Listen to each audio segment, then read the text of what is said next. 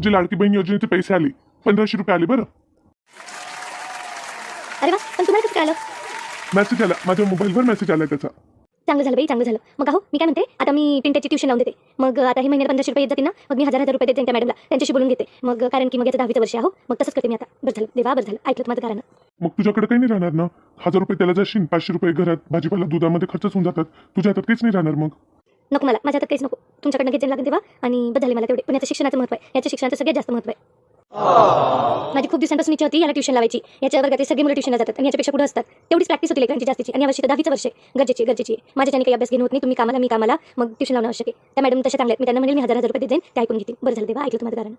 नमस्कार फ्रेंड्स. तर आपण जसं पाहिलं तसं लाडक्या बहिणीचे योजनेचे पैसे सगळ्याच बायका या काही नुसत्या उडवत नाही, तर बऱ्याचशा बायका याचा चांगला उपयोगही करून घेत आहेत. त्यांच्या बऱ्याचशा गरजा पूर्ण होत आहेत. तर तुम्हाला व्हिडिओ आवडला असेल, लाईक, शेअर आणि सबस्क्राईब करायला विसरू नका.